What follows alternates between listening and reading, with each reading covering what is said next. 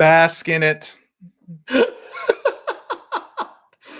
Merry Christmas Eve, everyone. Kyle Evans with the go-to sweater. I think it's only going to get better from here as well. Good morning, everybody, and Merry Christmas Eve. My name is Marcus Heflin. I am accompanied by my buddy, my pal, your favorite coach in the Bayou, Coach Kyle Evans. Guys, we don't have a ton of content for you today. Just a little bit of a head right, or a headset, I should say, on this in wonderful holiday season. Kyle, how you feeling, man? And Merry Christmas Eve, buddy. I'm feeling jolly, Marcus. I'm feeling jolly. And I got to tell you, in this sweater, kind of asking myself a question. Maybe I'm a sweater guy, like maybe I'm a sweater guy. I also like the idea of I saw that. Like, that's how I feel as a coach sometimes with clients. I'm like, I saw that. Yeah. Get up and go make the calls. I saw that. Santa's watching. Yes, always watching, man. I love it, dude. And guys, so everybody out there, we wanted to kind of give you a couple quick tips on the holiday season. Because man, oh man, there's some perspective and some mindset changes you can quickly make to really step into what's right in front of you. And sometimes, guilty as charged, I have not taken advantage of what literally is right in front of me because I'm distracted. I'm doing something else. I'm going down a rabbit hole that is not serving me long term. So a couple quick tips and tricks that we've learned along the way from much more talented people than ourselves, and things that we have entrepreneurially stepped into that has ended up serving us at a high level. Kyle, I'll go first, man. Just a couple tips and tricks. Big thing for me is realizing that I only get so many of these. I only get so many Christmases with my 7-year-old. I only get so many Christmases, even though she's brand new with Cocoa Bean, right? We already had one, and she was too little to even know what was going on, right? She's brand new to the world. Well, now we get 17 more. That's only 17. That's not a whole lifetime, because after 18, she may move abroad. She may start a family early in life. She may do all these different things. So really capitalizing on making this Christmas the best Christmas possible. And that's really helped me stay centered, stay present, put the phone down, because that phone ain't going to serve you at all, right? Like, be with your family and make those memories.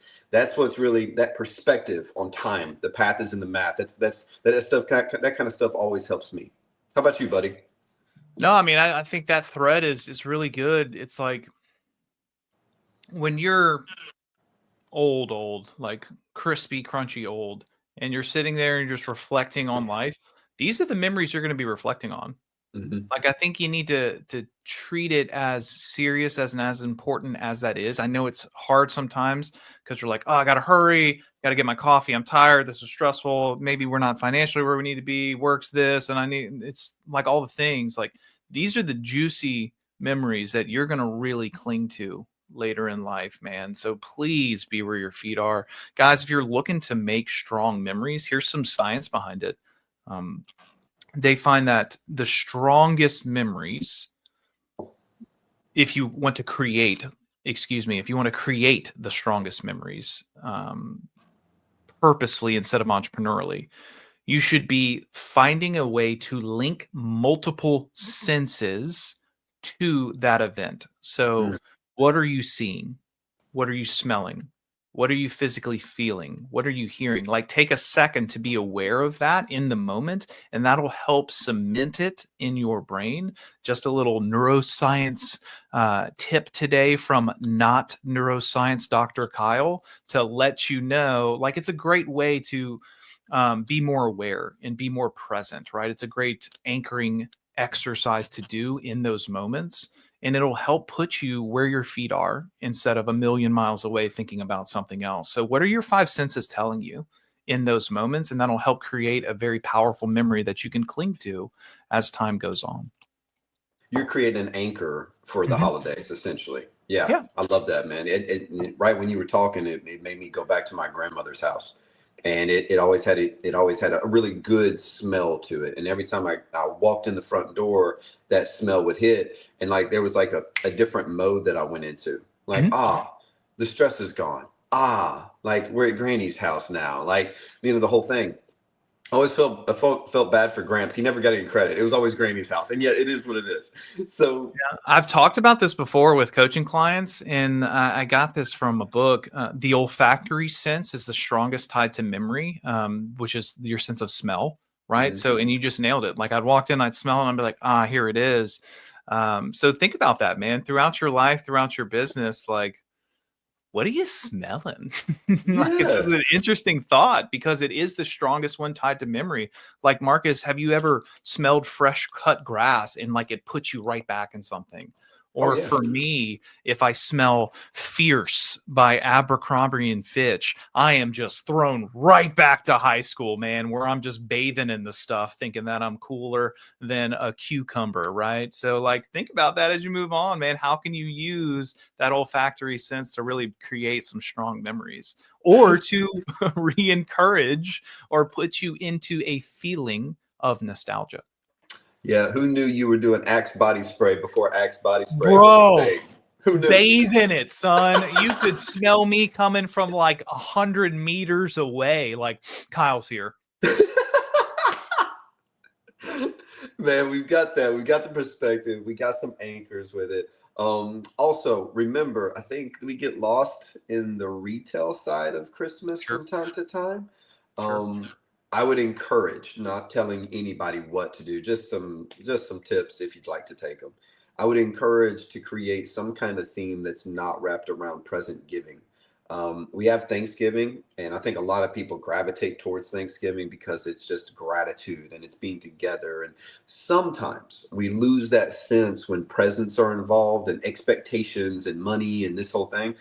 Um, do some cheap ways or some tactics to get away from the financial obligation. Do a Mhm. secret Santa. Do, hey, a cap on the budget for gifts, or kids only gifts, or they only get three, or make it fun and exciting. And yet don't forget that it's not about how big or how many presents there are. It's about creating those memories, creating that family bond, because sometimes you don't get to see people but once a year. Maybe it's 3 or 4 times a year, and this is one of those events. And man, I was talking to my buddy, and it kind of goes back to my first point. And we were talking about his family and everything, and he was going back home for the holidays. He was dreading it, and I was like, "Well, talk to me, right? Like, tell me more about that." I said, "How many times do you get to see your family per year?" He says, "Maybe two." And I said, "How old are they?" And we did the math, and he figured out he's only got on average 11 more times to hug his mom. Mm. And that shifted his entire perspective. So then he released like how many presents or what I need to do or this, that, and the other. And he just got really focused and centered. There's a lot of distractions out there, from retail, from all the companies that want you to spend all the money with them. So I would just say stay as centered as possible, find that perspective, and come up with some things. Because just like Kyle said, the smell is a sense and an anchor. A game could be the same thing. A family competition, create a family Olympics that happens at Christmas time. I remember one thing that we always did at Thanksgiving, we put up the Christmas tree as a family. What kind of things could you do on Christmas that could be an annual event or a family tradition? Coming up with those things makes a true family bond. And just like we talked about here, you start with a group and then you form into a team, right? So forming your family into a team is just the exact same thing. You know, um, you said something about hugging moms that I want to bring up. And I've said this before, I've said this in the room, and I want to make sure I share it again, just in case someone hasn't heard it, because the impact that I heard from people and saw on this just one little nugget was literally life changing. Do not break the hug first. Oh, nice. Disney, their characters are trained this with their unreasonable hospitality, right? Like just this amazing level of hospitality. Their characters, if a child or someone comes to hug them, they're trained to not break the hug until the other person breaks first.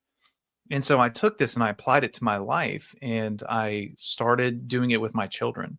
And the very first time I did it, I hugged my kid for like 6 minutes.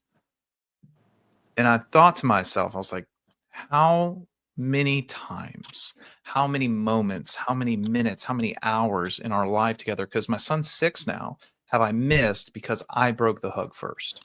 Mm. He just didn't let go. And so, guys, if you're looking for something small and easy to accomplish that can drastically change your relationships and your magical moments, start with not breaking the hug first. Marcus, when I said this in the room and then hearing different people in different cities give me the feedback and how it showed up in such a huge way, like I would be remiss not to tell you guys the same thing. So please, for Christmas, for 2025, small tip, my Christmas gift to you, don't break the hug first. Man, that makes me think if the first one was a 6 minute hug, I wonder if the bank account was super low. You know what I mean? Kind of making deposits as That's far as right. that. He was like, oh, the bank's open. Oh, I'm gonna stay Thanks. here for a minute. Yeah. It's payday. It's payday, baby. I Yeah, love that, man. man. But Mhm. that's how you make that true impression, especially as a dad. You Yeah. know, because I we can only speak from our perspective, and moms always have that connection. I think dads have different ways of making that connection, and man, that's one that's I'm gonna immediately take that. I will report back, sir, on how that goes for me. That's a beautiful tidbit. Another thing, another little tip, little trick, just like we do with our customers in our database and our people out there, nothing wrong with a little surprise and not to be expensive.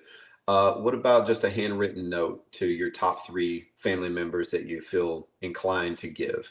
Maybe it's a love letter to your spouse. Maybe it's something for your kids. We did this, and just throwing it out there. We sat down and we did a video for Coco's first birthday to kind of recap her first year of life, what we enjoyed most, how annoying she was with certain things, right? Whatever. We roasted her a little bit. Around Christmas, what about getting your family together and saying, hey, give 2 or 3 things that you want future family members to hear from you, right? Because Mhm. if you look in the rear view of the amazing people that came before you in your family tree, how cool would it be to get some advice from them, to get some perspective on whatever time they were living in and their growth and what they learned along the way? Because I remember my gramps, one of the smartest people ever. I don't get anything from him anymore, unfortunately. And yet that video, that content could live to perpetuity. We're not putting it out there on Facebook. This is just for our family. So what could you do as far as truly living that legacy and making those memories? Hmm. Guys, again, man, we don't want to overload you here on Christmas Eve. We just want to give you some nuggets that you can apply today, tomorrow, the next day. First and foremost, be where your feet are, right? Be where your feet are. And I will tell you this, Marcus and I will not be here tomorrow because we will be where our feet are. So Christmas Day is off. Sorry and not sorry at the same time. Have a great holiday season wherever you are, whatever you celebrate. And Marcus, what you got? Oh, nothing, man. It's just Merry Christmas to everybody out there. We are so appreciative of the journey that you've given us this year, and we're going to come back even stronger in 2025. Technically, December 26th. Okay, and yet I'm forecasting. Okay, but we're just very thankful for you guys out there. So Merry Christmas from us to you.